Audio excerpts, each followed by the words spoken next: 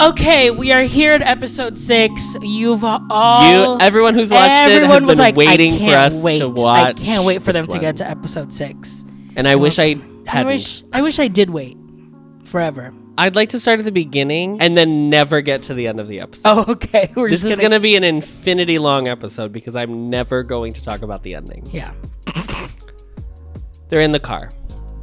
And Ji-hyun is like, "Are you okay?" Yes. He asked 3 times, just like Peter was asked 3 times. Yes. Are you friends with GB? Yeah. GB1. GB1. What if secretly they were a Christian group? GB1. I'm unstanding. I'm sorry. Not for me. Yikes, Not for me. Anyway, I'd have to listen to it because honestly, I would only accept Mary Shackles type music. So I can dance. I just want to praise you. I just want to praise you. He asks if something bad happened 3 times. He just didn't answer the question. He didn't acknowledge it. And then he was like, You're going to have to try harder to do. You're going to have to coax it out of me. Mm-hmm. Which, like, I love their dynamic. I love their dynamic because it is so... If you say what I think you're going to say... Say what you want to say. Okay, we're going to say it on 3. I don't know what I'm going to say. Exactly. Ready? Hana, dur, set. Ji-hyun knows Jae-won better than Jae-won knows himself. My revelation in the show from this episode was that Ji-hyun knows what he means to Jae-won. Like, it is established here. No one in his life gives what I can give. This was not a realization for me, but it was a realization for Jae-won that Ji-hyun is not dumb. Yes, he is perceptive. He sees everything that's going on. And honestly, it was because he said, like, you've changed too. You've stopped putting on a mask for me. I mean, truly, we have moved all over the place. We're technically still in the car, but okay. They get to this gas station. They get to the petrol. The petrol. And they kind of have, it's a little bit more country mouse, city mouse situation because he's like, isn't it crazy after that K-drama? Now all of gas stations have like tteokbokki and sausages on a stick. Mm-hmm. But back then all you could get was udon. And he's like, why are we, like, it's just. As an American, yeah, could never relate to this conversation because it's always been combos, baby. It's always been pretzel cheddar combos for me.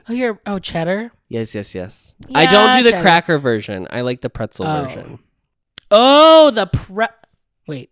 There's a pretzel wrap instead of the cracker. Cracker is the regular. Yeah, Miss Cracker is the regular. Miss Cracker is the standard. I mean, like, I'm not kidding. The closest thing Americans have to what they are talking about is taquitos at a 7-Eleven. Oh, yes. Standardized. I mean, there are hot dogs at 7-Eleven, but people don't eat those. They're there for show. Well, now the whole thing for 7-Eleven is that they're all the same size. So it's they roll back roll back and forth. So it's a taquito. It's like a large mozzarella stick. It's a large hamburger. They do that now. It's called a hamburger roller. No. That's just it's a taquito. I survived a lot of nights in college at taquito. It is that. Now I will tell you, I'm not kidding. It's the corner of taquitos and Slurpees go so well together. It's been so long since I've had a Slurpee. Oh my God. I think I would probably vomit if I had one now. Mm. It's the hot and the cold and the spice and the like sweet. So while they're in this gas station, there is I love this part where Ji-hyun goes into the gas station like store, and then the guy, he's like, "Oh, you're so handsome! Oh my God! Like, are you here with your girlfriend? Oh, then she'll love this. You can listen to it in the car. Gives it for free." And then the same thing happens later with Jae-won. But first, when it happens to Ji-hyun, they're like, "Are you traveling with your girlfriend?" And he's like, no, just a friend." Just a friend. And then when it was asked to Jae-won, he said, "No, my boyfriend." From the amount of Korean that I do know, 남자 친구 is the common boyfriend term. And I think that the Viki translators would be they're very specific. The Viki ones are very specific on what they choose. So I would be surprised if it was just my friend who's a guy is what he was actually saying. Because also I feel like if that was what he was saying, he would also just say just a chingu. But he Correct. said namja chingu. Correct. And the guy, the gas attendant, was fully like, oh, okay, well, do you guys want to do fireworks? And Gave it to them for free. And gave it to him for free. And this is when I started writing my dissertation, because it was fully like... Are you going to read it to us? Well, I just started... This is a lot of notes. While I was having my poke bowl for lunch today. $20 for a poke bowl. In this economy? This scene at the gas station told me everything to Jaewon, about Jaewon, that he is very like sure of what he wants when all the masks are gone. When he's removed from everything. When he doesn't have the pressure to put on a mask. He does know what he wants. He knows what makes him happy. It's truly just this pressure of like having to put up appearances. Right. And the way this gas station, if I was writing a paper, I would be like, the gas station attendant, kind of like that, like acknowledgement of like, oh, they're in a gay couple. I'm going to give them fireworks, kind of like another equal. There's a parallel of like relationship is forbidden, quote unquote. Here's another, here's a thing that you can do. It's a metaphor. It's a metaphor. Wow. To show that like it truly isn't a thing. Like it doesn't matter. I don't think he's a good gas station attendant, right? He's giving out a lot of merch for free. I don't know if he's very good at his job. But it is a lot of outdated merch, because when they play the music, it is like... It's trot songs. Just like very outdated. Which, girl, I'm in my city pop era. I also love the idea that they come upon what I will call like a magical elder queer character. We don't know that if he's gay. Right. But it almost doesn't matter. Yeah. Truly, I'm not kidding when I say I think the biggest difference between male masculinity in like America versus masculinity in Korea is like guys will even be comfortable enough to be like, oh, you're handsome. Like comment on another person's appearance, and literally men would...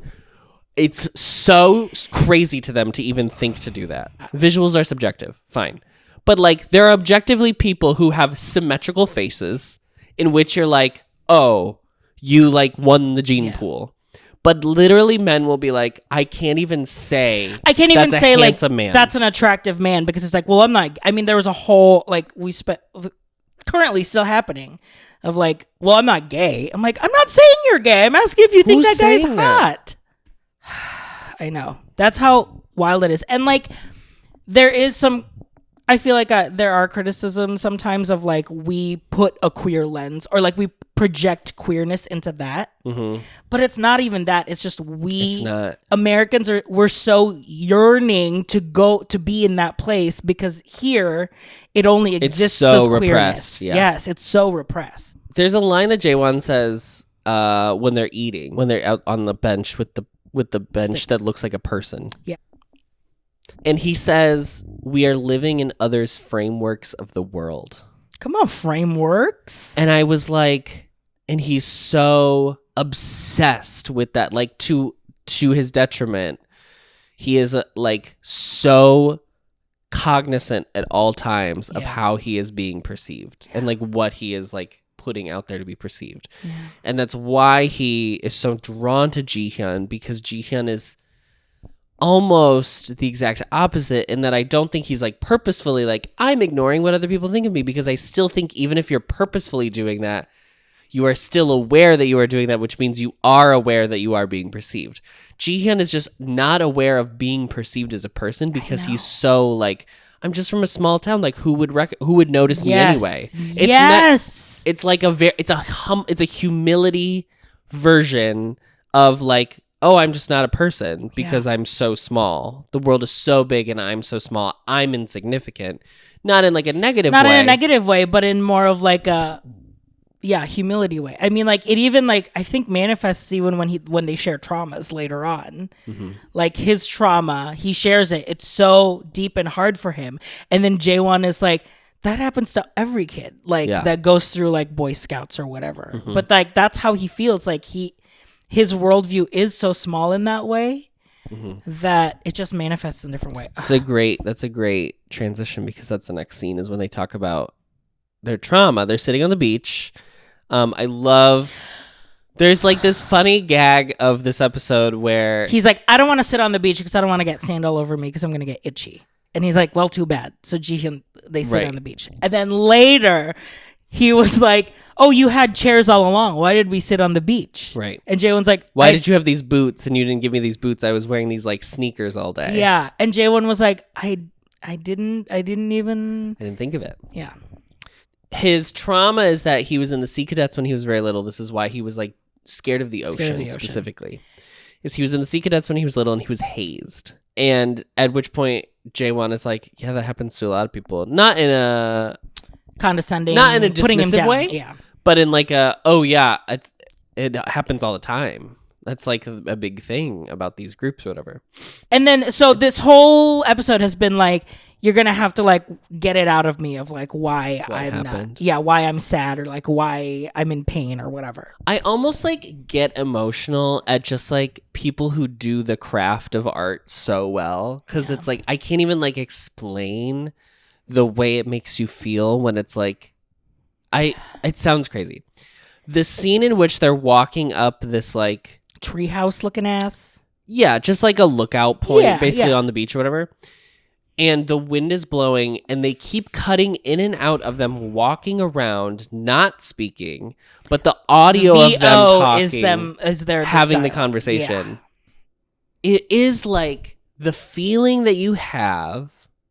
I mean, truly, if I could, it's the encapsulation of the feeling that you have when you are like getting to know someone and you're so deeply invested that all of these moments that are so meaningful in the moment start to combine into this meld, this like big pot of the soup of everything that happened that day. Is like, well, we had this brilliant conversation, but we were also walking on the beach, and like maybe it was all happening at once, and maybe it was two separate events. But like, I just remember can't even being super windy. Because you're so in the moment with that person that it's like I'm not even cognizant of where we are in space because I am attuned to every single thing that you are saying to me. I have never listened more. I mean, I've never listened more in my life, so we know that's true. But like, I've never listened more to someone else than this moment, and I'm so here with you in this space together that like maybe we were looking out at the ocean, maybe we were walking up the steps, maybe we were like giggling and having fun, but like it's all the same. I was having the best moment of my life with you. Yeah. My one critique. The wind. The drones. Too many drone shots for me. Just because the visual language does not support the we drone have shots. Established the the like hand cam-iness of the visuals of like it's not a steady cam show. Yes. Mm-hmm. That because of just the nature of drones, it is really steady. Correct. It's just hard to kind of like go back and forth. And the shots of drones, although I understand what they're trying to do, they're trying to like show the scope of like they are alone in this vast like this vast beach. They are the only two people. Yes. And also it's the idea of being like their world is so small in this moment, but the world is so big, and yet you are like they are so in this moment together. So like I understand that. Mm-hmm. I wish they use it sparingly because I think they use it a little too much. In this episode, I think they overuse it. I think there are some beautiful shots of the ocean. I think cinematographically, the cinematography of this episode, I think, is the best this show has been so far. Yeah. Because the point of view is the encapsulation of what I was saying last episode, which I can't believe I called the end of this episode. By the way, I truly had no. We'll talk about it. What I was saying last episode was that it is a stylized realism, and I think this is like the pinnacle of what they are doing. Yeah. Okay, so he finally is coaxed to telling his trauma, which is that he had a younger brother that is around Jian's age, but he died when he was in high school. It's like the camera was the last gift he got from his brother. Yes, and then it was destroyed, and he said that and it was broken, so it just took me out of reality for a bit. And then Jihyun was like, I don't know what to say, because I don't know what I could say to like comfort you. And Jaewon's like, "Oh, well, aren't you curious about what happened?" And he's like, "I don't want to ask you because I think it's going to hurt." Jaewon says, "No, I think it'll be okay." Or like, "It's okay. It's usually what people ask anyway." Jian says, "Okay, what happened? What happened?" And then he said, "I think you're right. I think it does hurt too much," which proves, like what you said, Jian knows Jaewon a lot more than he does himself, but also proving that Jian is, for a country mouse, is way more emotionally mature, and I think like is able to make that call about Jaewon, which I think for him, it's this first time kind of being called out for the mask that he's putting on, outside of like Yoonwon or his therapist doing it, but a genuine person a relatively new person. All of Jaewon's friends are the ones who have asked, "So what happened to your brother?" Yeah. And Jihyun is the first person in his life to say, "Are you okay?" Which is like, Jihyun cares more about Jaewon than he does about The trauma, the drama. accident. Yeah. Right. First, when he says, like, "I don't know what to say," I think sometimes it's used in like, this character is like really immature because they don't know what to say. And I think that is half right of what's happening here. But I think the other thing is that he's not just relying on cliches of being like, "You'll get through it. Yeah. It'll hurt for a while, but you'll move on." Like the things that you always hear when you grieve and you lose people.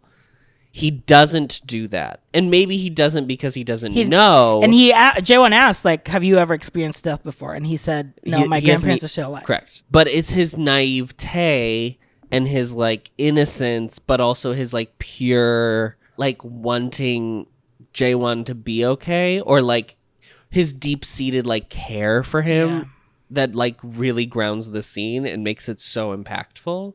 And why I think Jaewon is so impacted by Jihyun's like empathy, because we can see in all of his interactions with his friends, his dad, his therapist, even his therapist, like he's not getting empathy. He's not getting like somebody reaching out and saying, "I see you, I hear you." Yeah. It's so funny. I was just talking to someone at work today of like, sometimes you just have to ask, do you want comfort or do you want solutions? Like, and Adam's looking at me a type of way because I am a person who... You're a project manager. I want to offer a solution. I want to help. But sometimes people just... And not even want to do it, but like sometimes we have to just live in a place where we just want the comfort and the empathy. They're not... You want to be seen and you want to be heard. Yes. Mm-hmm. It's just so amazing to see how in tune Jihyun is to Jaewon, that like even with the small snippets of interaction that they've had prior to this episode, he's already been able to understand so much of what he actually needs. It is crazy that the human condition must never apologize for itself.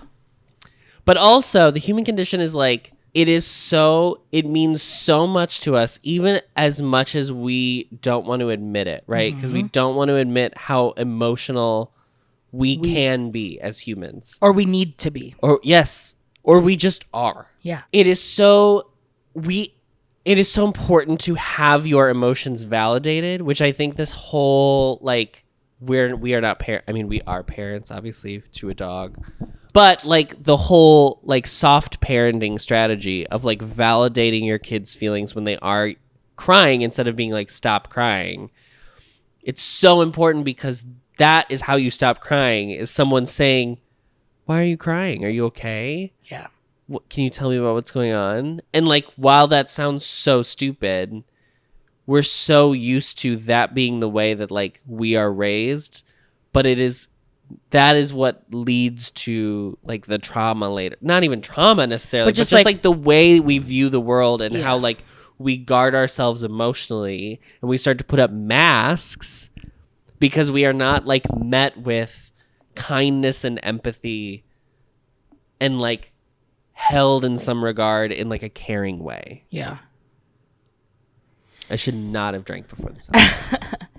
They do the fireworks.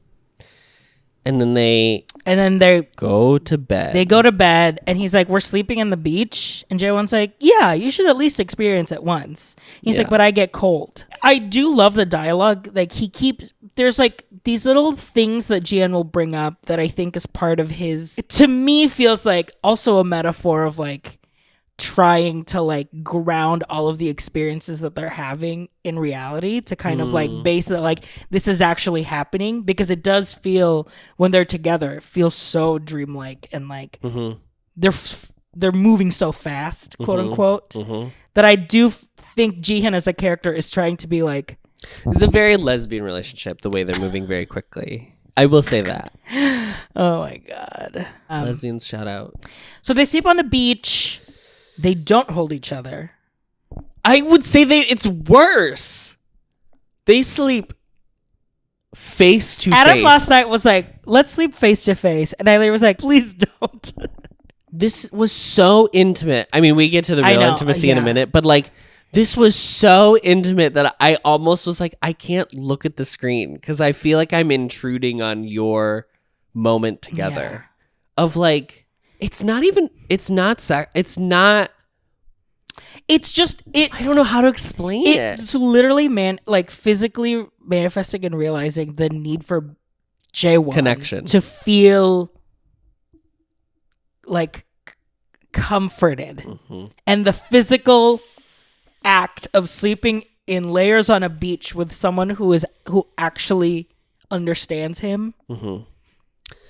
There's the other thing too. We get to another trope that I love. Station of the Cross? Not quite. Okay. The watching of the sleeper. We don't get it.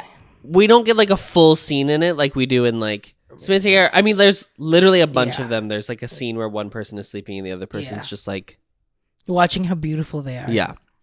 It's not a full scene, but we get moments of like Ji-hyun opening his eyes and looking at Jae-won, and Jae-won's like eyes are closed.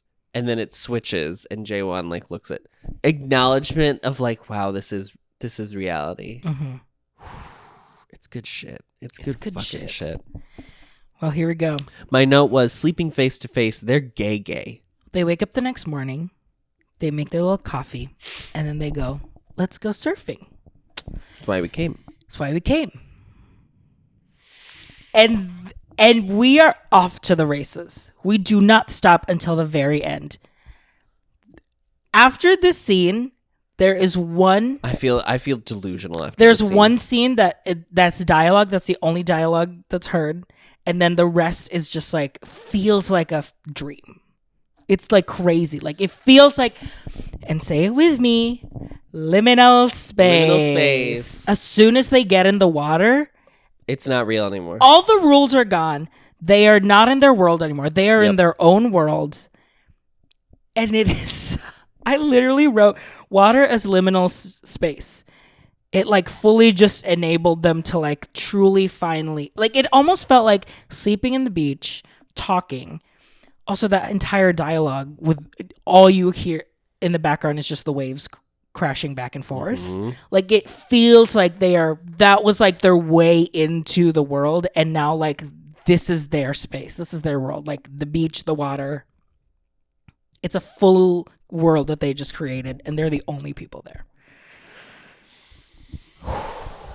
There is something too, I think, just in like general queer narratives of like, we talk a lot about like found family as like a very common queer narrative trope, but I think also like I don't want to say the running away from your problems, but like the removing yourself to a different place so you can be who you truly are happens in so many. You run away to the big city. You go to clubs at night. I feel like in Korean and Thai dramas, it is often like they go to the beach because there's always like a beach or whatever, but it's not always specifically that. Like I feel like in American ones, it's always you go to the big city. Yeah. You go to a club or whatever. Yeah. But it's so that way that you're like, I have to go where no one knows me so that I'm not perceived as myself. I can finally be perceived as the person I actually am, and it's okay because nobody knows who I am. Because here's the actual thing nobody talks about is like the coming out process is viewed by cishet people as you have been lying all this time. You have been deceptive. You have, even as framing it as like, I'm finally being my authentic self. So you were being inauthentic. And I think that's like not the greatest framework for how coming out is. I think it's more of like, I mean, this is why you shouldn't really assume anything until anybody says anything. But the way we have decided that honesty is like the way we have decided honesty is. And so gay people, because it is assumed that everyone is straight until they are proven gay, means that they were lying about being straight because they didn't say at the age of like 4 years old, hey, I like boys. It's just like deeply dangerous. And that's why people like go to get away from themselves because we don't want to be perceived as like liars either. Because I wasn't lying because I was like discovering myself and like understanding my own sexuality. Because I hadn't formed who I was yet. Right. Or a sense of who I am in the world. As relates to the rest of society. Yeah. The thing with the water too, the thing with the beach that I noticed here very explicitly is you can be whoever you want because it's just you are a human in like this vast water. And it's that idea too of like you could easily just be swept away in the waves and you would be gone. And like it's that same feeling of like trying to put all of the things that feel like weigh the heaviest on you is truly just you are a tiny pebble in this giant ocean. And that feeling of like, I mean, it's like, that's why a lot of queer stories too, like involve like drinking or like clubbing or doing something that takes you out of that world because you seek that feeling of like not wanting to feel everything that's weighing you down. And like this episode specifically is like, that is the water for them. Like the feeling of waves pushing them and like not a care in the world makes them feel like there are no burdens. There are no masks. They are just part of the water. We are truly trying to we don't want to talk about this at all. I'm ready. I mean, the fact that this is literally, I'm not kidding, maybe some of the best 5 minutes of television, like media I have ever watched. Period. Art. It's the way that they go storytelling, into the water. It's so purely perfect storytelling. Oh God, so they are good. in the water. The waves are crashing. They're having fun. Watching this. Jaewon kisses Jihyun and asks, "Why did you kiss me?" And Jaewon said, "To cure you of your trauma." Jihyun kisses Jaewon, and Jaewon asks, "Why did you kiss me?" And Jihyun saying, "To give you trauma." And then once that is breached, there are no more boundaries. They like become one. And the idea of water being the liminal space, enabling that they are able to just act on their true desires. Also, the force of the waves literally pushing them into each other. It's also the like, I mean, truly. This was how I looked during the scene, okay? This is how I looked. Which time? Because I replayed this scene 7 times. The entire time. I didn't move.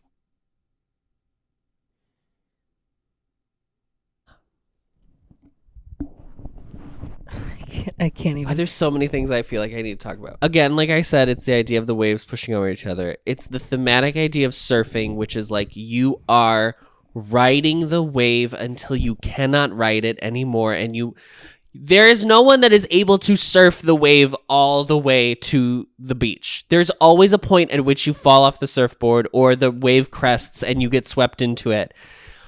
And this is the game that is played every single day by whatever gay people, but like literally every person trying to live their lives. This is why this is a gay story, but this is why like gay media is also just like human stories. Like we are each trying to survive the wave every day, and at the end of the day, we can get in our bed at night, and then we'll get on the next wave the next day. And we are always just trying to avoid getting swept into the wave and getting taken asunder. Because either it's like it's like fun, and you're having a great time, or it's the end of this episode, and it takes you and like harms you.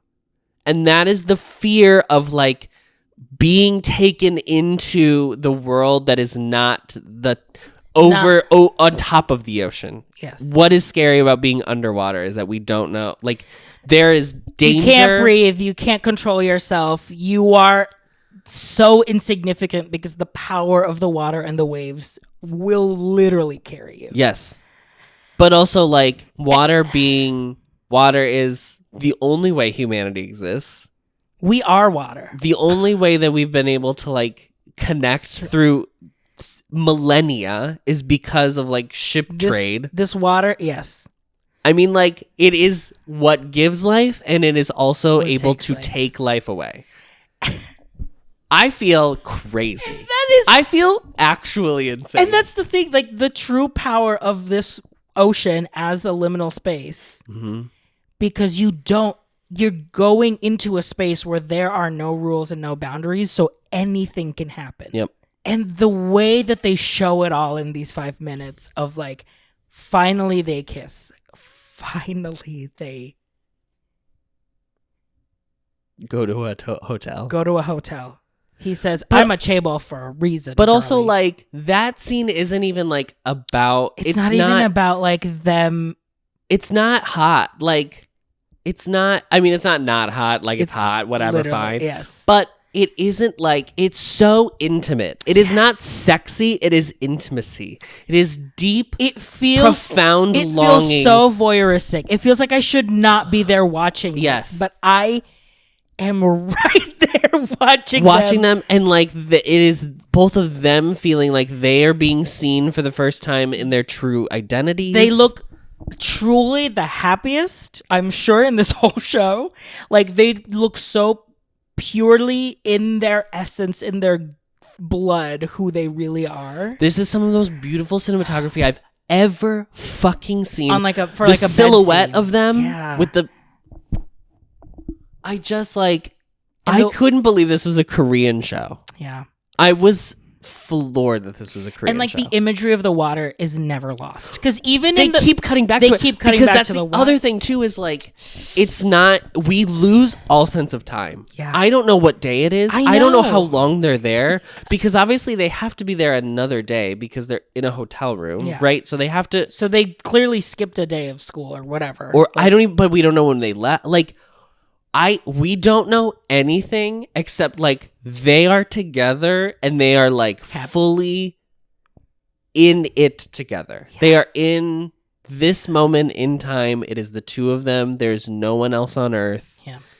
And they are, I don't even know, like in love with each other. Like that's probably not even what it's just like, it's like, I am finally like actualized. I've finally become like a full person. Yeah. And then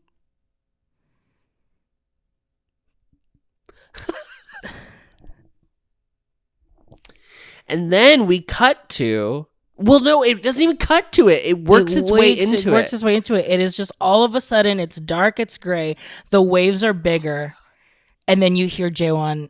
There's like a screaming in the distance. There was, It looked. I think it was just the sunset. It was the sun setting. But it's purposeful. It looks like it's fire. A literal pirate ship is like burning in the middle of the ocean.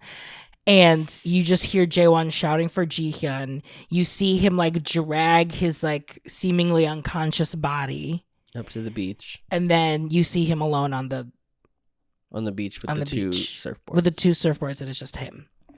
Because they had a scene where had this scene, that moment where they were together. The last scene of the episode is just Jaewon.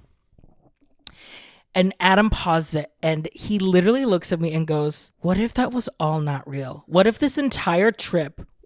What if Jihyun was never real, and this was truly all just like trauma re-manifesting for him as like something that like you can never I don't have. think that's what it is now. I really don't think that's what it is. Well, I can tell you why I don't think that. And why, Adam? Why did you know that that wasn't the case? Okay, this was very hard for me. It was really hard. But somebody pointed out, this is episode 6. They released 2 episodes a week. Yeah. So this was, if you were watching in real time, you had to wait until You really the next had to week. wait for the next. And Adam was so distraught from the end of this episode that he had to watch just fluff on YouTube. He had to watch the top 20 most affordable big cities in America. Mm-hmm.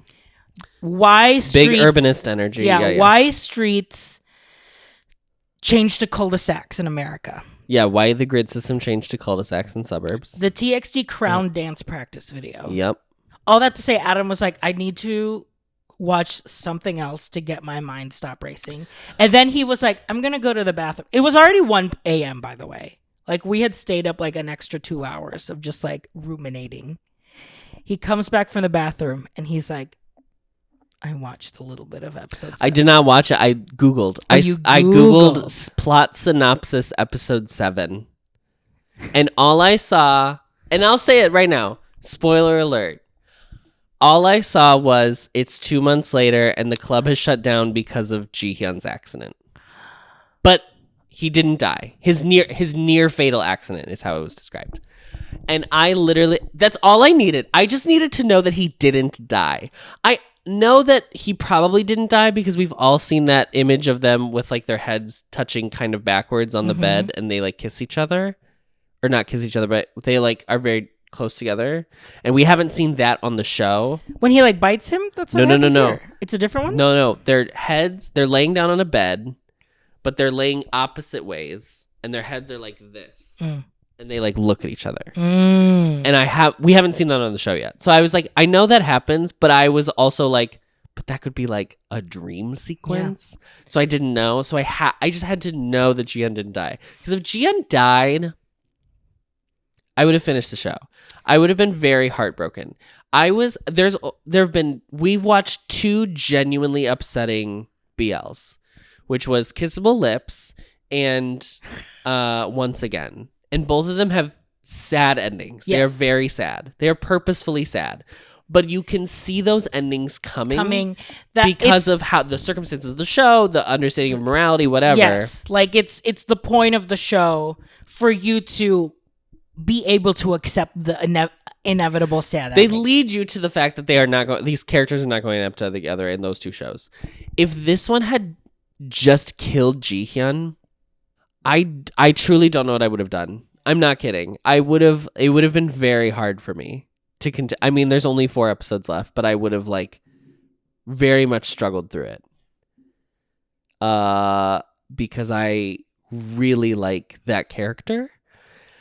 I think it's objectively looking at it from a story perspective, I think it really makes sense because it's now going to force Jaewon to deal with his trauma. He actually has to address it now. But also, I think we've come a long way from like introducing a totally pure character in a story and then like giving them like a not a happy ending or like they're taken away, and that's like the kill your gaze theme. The kill your gaze theme, and also like take the most purest thing in the world, eliminate them to really shake up the world, but the world is already so shaken up that like I would not have been happy. It would have been hard upsetting to like watch the rest, and it would have had to been amazing. Like no, and I have no doubt that the show could have pulled that off. Yeah, but I'm glad, as far as I know, that they don't do that. Yeah, and I think it is a smart way to force, again, like I said, to force Jaewon to deal with his trauma, but also like it is, you are on the highest high from their like beautiful coming together of like who they are to then like losing that in the court, literally in like minutes, seconds. To them probably feels like seconds. Do you know what I mean? Like, And I honestly hope we don't get more than that of whatever happens in the ocean. Yes, I'm sure they'll talk about it, but I hope we don't see it.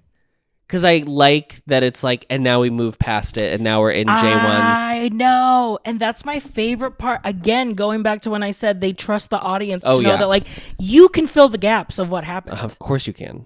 Yeah. And I love when shows are able to do that. Because there are K-dramas that will do that they'll show, like, and I'm like, I didn't need to see it. Right, but it's the thing. It is literally textual. It is the thing that J1's friends ask is, what happened to your brother? That is like the standard idea as an audience member is you want to see what happened. But like, that's not the interesting part of this story. It's about living. It's living past that. It's very Room. It's very Room. Meaning like Room's whole thing was like, what happens to the girl who is abducted? What happens after that? Yeah. How do you go back into the world? It's that energy of like, what happens after the accident? What happens after you nearly lose the one you love? What do you do? The accident isn't... That happens. The accident happens. Accidents happen. Accidents happen. It is just a blip in the play that I'm doing. That's the thing. Like, it is just one moment in your lifetime. It does not define the rest of your life. Correct. It is how you then... work through that for the rest of your life. Name a better show. I'll wait. Just the fascination of the world and the language that they've created with this water analogy is like something that I am obsessed with. I think genuinely it is such a good show. Who's your MVP? Don't say water. It's water, girl. Girl. I know she gaveth and tooketh away, but it's the waves. The fact that the entire episode is backed by the sound of the waves, the push and the pull of the relationship. I think for me, my MVP, and I hate to use lead characters, but I think it's Ji-hyun, because this really is, as we go on, I'm realizing that whose story is this? Jaewon is the protagonist of the show. Yeah. Because he is the one who has to go through the change. Yep. Ji-hyun has no change to go through. I'm getting so emotional of that. I felt like that earlier. I felt like I was going to cry. Jaewon is the... Ji-hyun... Okay, Jaewon is the protagonist, but Ji-hyun is the emotional heartbeat of the show. Yes. And it is the...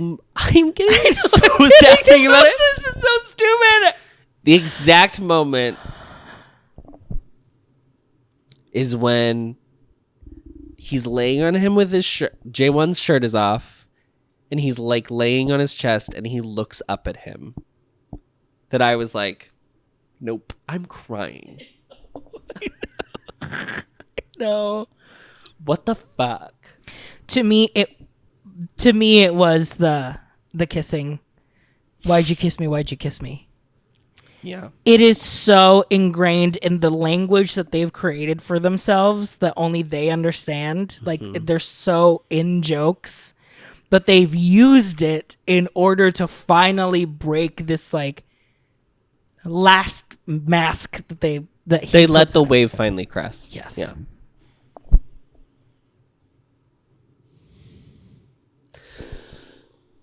It's going to be really hard for us to watch. Whatever show comes after this, I feel so bad for that them because we're going to be like, well, they kissed.